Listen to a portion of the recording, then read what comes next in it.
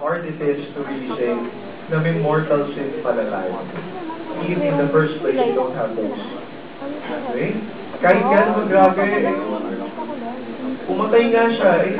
In the first place, wala naman siyang pakialam sa Diyos wala naman siyang commitment. So in the first place, hindi mortal sin yun, hindi rin sin. In the script says, kasi it's not a breaking of any relationship. So in the first place, wala na siya. Relationship with God. It was wrong. It's a serious matter what happened. And your culpability is not taken away from you. Of course, diba? In law. Hindi ko mo sinasabi mong hindi ko mo sinasadya. Ang layo. Okay? Dadapa ka. Kaya tulak mo si Van. Okay? Si Van, may hawak ng kutsilyo. Okay? Nung natulak mo si Van, tutumba siya kay Jackie. Umiwas si Jackie. Okay? Kaya naumpog yung ulo niya. Ano? Tapos, kunyari nakarating na tayo doon. Okay? Si Abby huli. Si Abby, umiwas lang. Parang domino. Okay? Pag-iwas niya, okay? Nabundol siya ng kotse. Pero hindi siya namatay, okay? Nasugatan lang, okay? Sino ang may kasalanan? Sino didemanda ng reckless imprudence resulting to disgust? No, to physical injury, for example. Ha? Yung driver, hindi ako. Okay? Yung driver. Ano ba kung kinalaman ng driver? May kahapon sa FX, may naglalakad sa sidewalk. Tapos, merong government vehicle, okay? Medyo nakagilid siya dun sa... Tapos, di ba minsan tayo, sa sidewalk tayo naglalakad, tapos bigla bababa tayo dun sa gutter. Di ba? Bumaba siya, nabundol. Kita namin, buti, medyo traffic yung dahan-dahan. So, nabundol, kasi nagulat lang siya gano'n. Hindi naman talaga siya tumilapon. Okay? Dahan-dahan. Pero, sino may kasalanan?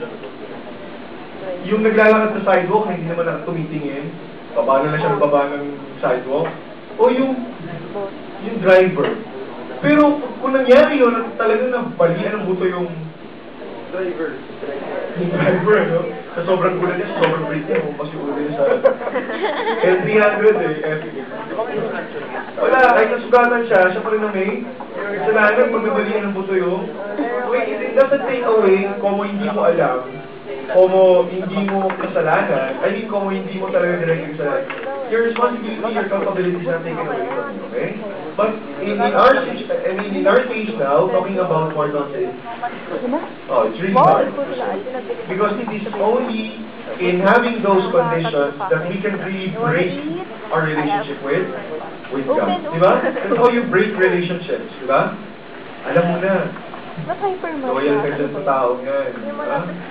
Tapos bigla kang, wala naman okay? So, huwag lang tayo mong sumubong. Diba? Huwag lang tayo mong sumubong ang kilala niyo yung girlfriend ko. Nagsabi kayo, parang kayo. Pero, huwag di kayo magsabi, okay lang yan. Diba? Breaking of the relationship. Healing the relationship. It's not that one simple act that will kill the relationship. Okay? I mean, ano ba meron? Ano ba sinasabi mo, mahal mo yung tao yun? If even in an instant, in kaprasong sandali yun, kaya mo siyang i-betray. Kaya mo siyang pagtaksilan. Okay? What relationship is there in the first place? Full content of the will. Okay? Again, white lies can be good for some purposes, but they are still lies. They are still not truths. Okay? So, however color or white wash you do to lies, it will always be lies. They will always be lies. Not the truth. Okay? Probably it's just, it's baka venial sin. Remember venial sin? It wounds. It does not necessarily kill, but it wounds. But if you do it always, wow, magiging buhay mo na yung sinungaling. Just say, oops, it's just white lies lang naman Iba naman intention ko Para naman sa Hindi ako aamin sa'yo kasi masasaktan kita. Hindi ko aamin na hindi na kita mahal kasi masasaktan lang kita. Ay, ano ba? Tatago ko na lang lahat ng kalokohang ginawa ko habang tayo pa, pero hindi ko talaga sasabihin sa'yo. And then you call it white lies. Parang hindi masaktan. But they are still lies. You live life of lies. You live that kind of life. Diba? Oh, anyway, so much for liars and cheaters. Paano daw mo? Wala mo kayo, sir? What? Post na yun? Hindi na yun. Oh. Minum. It doesn't matter. Yung Pag sinabi ko ba sa'yo, gusto ko sapakin mo ako, at sinapak mo ako, just think it right.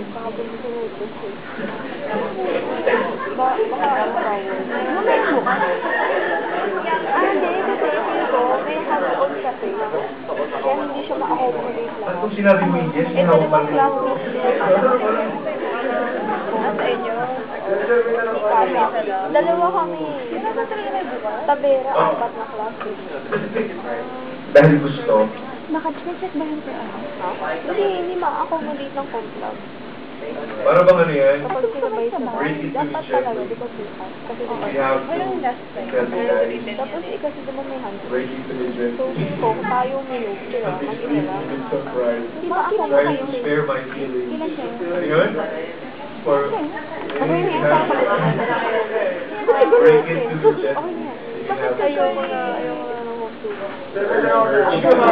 Oh, paano kaya rin pa rin ng girlfriend mo? Sabihin mo. Ano ba yun? Sorry ka. Ikaw? And be truly sorry. Ano ikaw na? Ha? Ano ba tanong mo? Kaya, Be truly sorry. Ikaw may kasalanan. Kung gusto mo mag-sorry.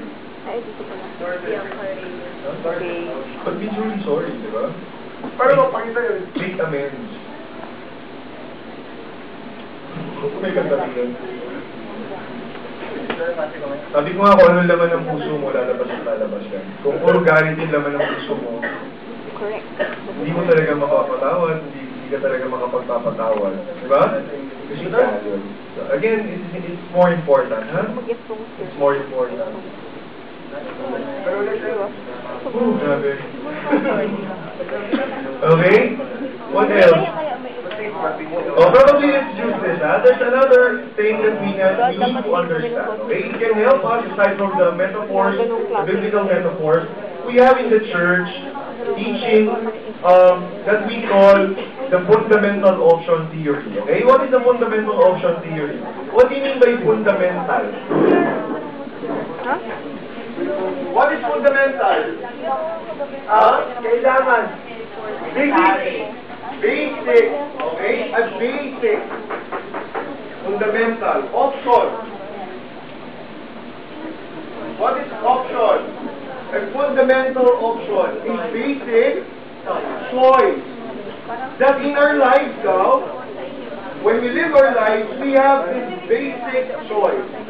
To what? A basic, the fundamental option theory says that we have a basic life direction. Okay?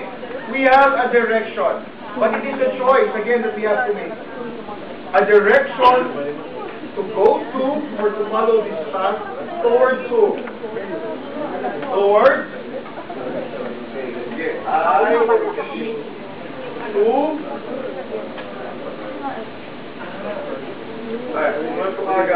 what is the shortest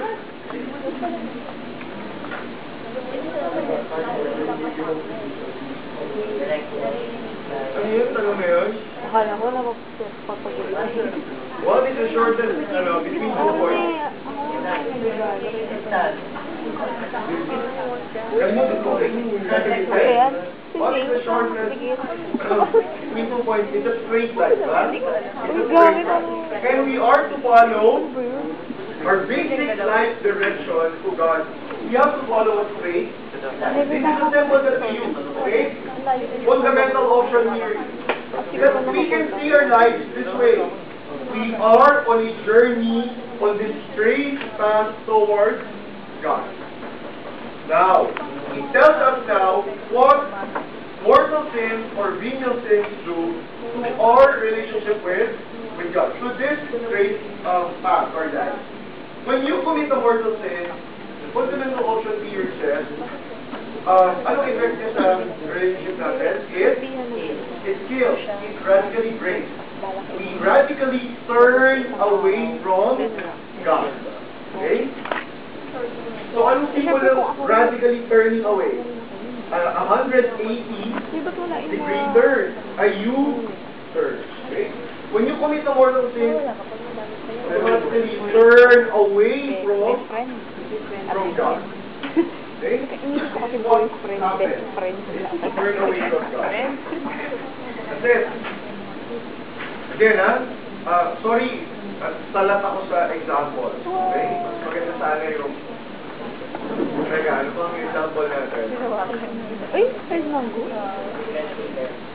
Alam ko lang, Serial leader. may ibang cake. Uy, wow. Ew, ba't ako baby ko cake? Like, sorry, pamusap ako. Ang taas pala yung politics. Sir, pati ba naman yun? Napansin mo?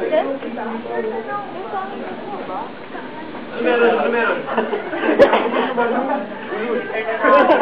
Ayun ba?